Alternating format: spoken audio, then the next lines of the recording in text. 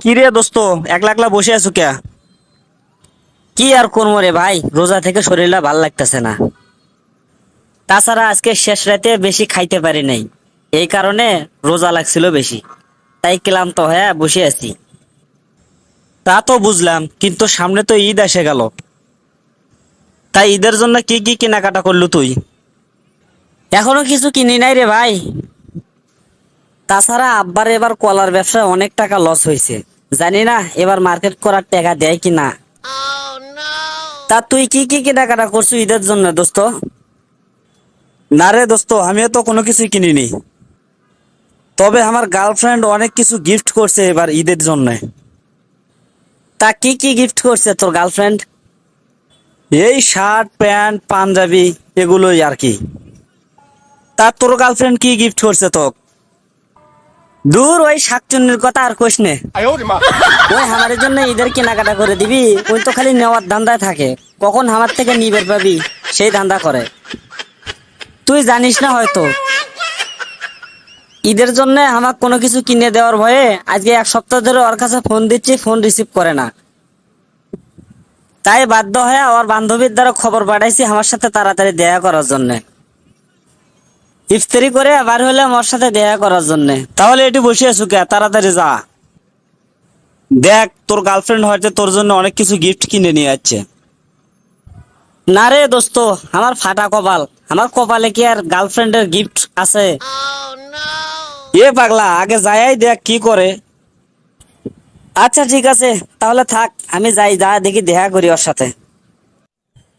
কি গো টুম্পা, আচ্ছা কয়দিন ধরে তোমাকে ফোন দিচ্ছি, তুমি আমার ফোন ধরো না কে?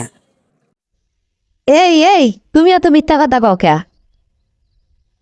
তুমি আমাকে কখন ফোন দিলে? তুমি তো মিস কল স্যার আমাকে কোনোদিন ফোন দাও নেই।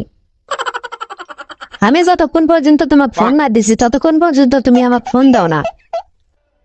সাফা মারার জায়গা পাও না, তাই না? আচ্ছা, এইসব কথা বাদ দাও এখন। ঈদের জন্য আমার জন্য তুমি কি গিফট আনছো তাড়াতাড়ি দাও। এই শাকচুন্নি কয় কি রে, এর সাথে প্রেম করে তো আমি ধ্বংস হয়ে গেলাম। মানুষের গার্লফ্রেন্ডরা কি সুন্দর বয়ফ্রেন্ডের জন্য ঈদের কেনাকাটা করে দেয়, আর এই শাকচুন্নি চিন্তা করে আমার ফকির বানাবি কতদিন। কি যে করি, কিসের জন্য যে শাকচুন্নির প্রেমে পড়ছিলাম রে। ওই তুমি কি চিন্তা করতেছ? তাড়াতাড়ি দাও না কে? ঈদের জন্য কি আনছো আমার কাছে? এই ঈদে তোমাকে আমি কোনো কিছু দিবার পাবো না। তাছাড়া এবার আব্বার কলার ব্যবসায় অনেক টাকা লস হয়েছে, সেজন্য আমাকে কোনো টাকা পয়সা দেয়নি। এই জন্য আমি তোমাকে এবার কোনো কিছু দিবার পাবো না। তুমি এক কাজ করো, এবারের ঈদের কেনাকাটাটা তুমি তোমার বাকি খাতায় লিখে রাখো। কুরবানি ঈদের সময় একবারে 2 ঈদের কেনাকাটা করে দিব নে।